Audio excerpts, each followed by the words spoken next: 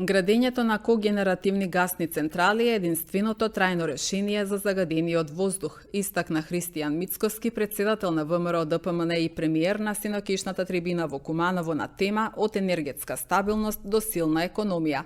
На трибината, организирана од ВМРО ДПМН, говореше и министерката за енергетика, рударство и минерални суровини Сања Божиновска, која потенцираше дека го донеле првиот закон за енергетика со помош и на пратениците. Председателот на Општинскиот комитет на ВМРО ДПМН од Куманово и директор на Царинска управа Бобан Николовски истакна дека новиот тим има максимална посветеност на испорачување на резултати, почитување на рокови и спроведување на проекти, а пак пратеникот Бране Петрушевски кажа дека за разлика од предходната влада, сега се работи на јакнење на енергетски капацитети во интерес на граѓаните.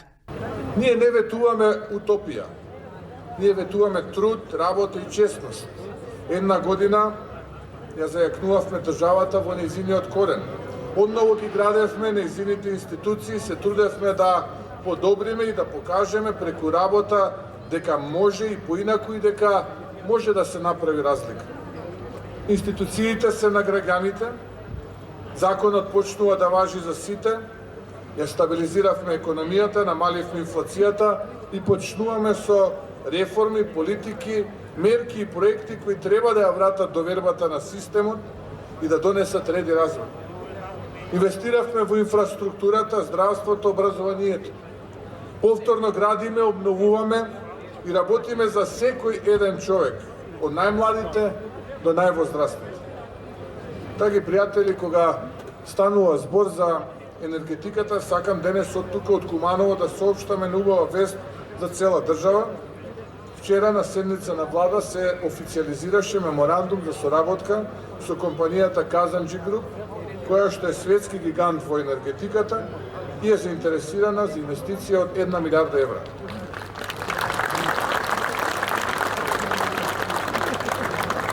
Нова му предходеа бројни средби со Казанџи Холдинг, која со своите енергетски компании што работат под брендот Акса, има повеќе од 25 години искуство.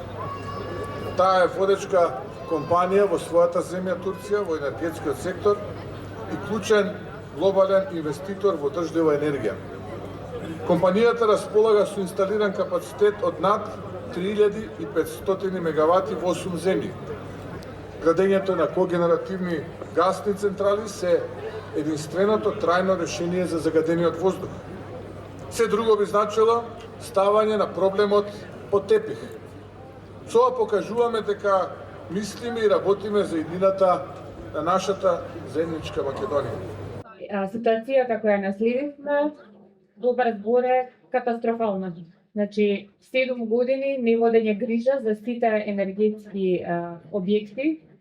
Тоа значи големи минуси, негрижа, ке зборува и генералниот директор Месама, меѓутоа и веќе како бројка, производство на електрична енергија во 2017 37, ние која дојдовме 130 евра, имавме една арбитража, Македонија изгуби 24 милиони евра, вработување на неквалифициран кадар. Што на чекам? Незадоволувачки број на контроли. Апсолутно немање на ангажман. Значи, една девастирачка царинска управа која што немала ни волја да извршува својата основна функција. Откривачки дејства сведени на минимум. Царински испостави кои со месеци не беа забележале ниту една заплена. За оние што малку разбираат од царински постапки, значи царинска управа да не забележи ниту една заплена, значи дека царинската управа имала клуч, пластично кажам. Клучни проекти за царинска управа и за држава не биле започнати, а оние кои што беа започнати биле без напредок и со делумно изминати рокови за испорака.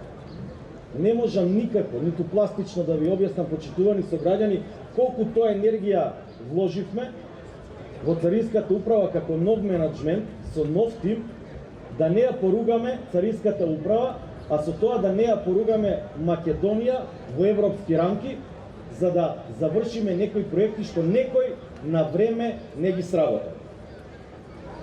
Царинската управа внатре меѓу себе, без никаква соработка помеѓу сектори и активности кои ги спроведувале само поединци. Немало никаква тимска соработка. Сето ова се одразувало и на наплатата на приходи.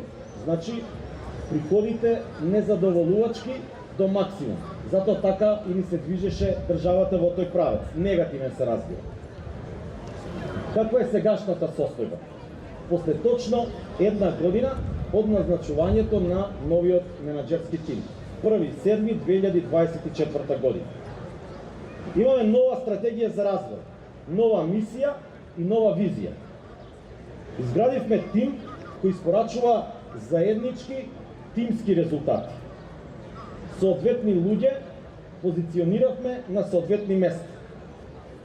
Спроведуваме мерки за градење на интегритет, подобрување на професионализмот во самата царинска управа, казнуваме по заслуга, но и наградуваме по заслуга. За среќа, оваа година имаме тотално различна слика во Република Македонија, имаме тотално различен парламент, парламент кој што е во една синергија со владата и е нешто што е многу битно за да може државата да оди напред.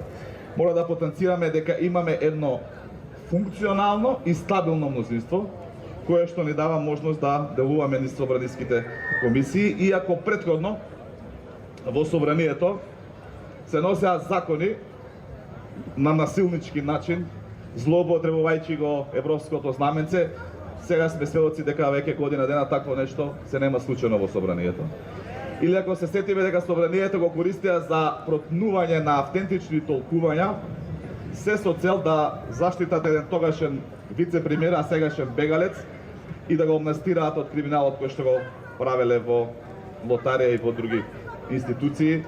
Сега тоа не го гледаме. Сега гледаме едно кохезивно мнозинство, кое што заедно со владата работи на политиките кои што се зацртани да бидат во интерес на граѓаните.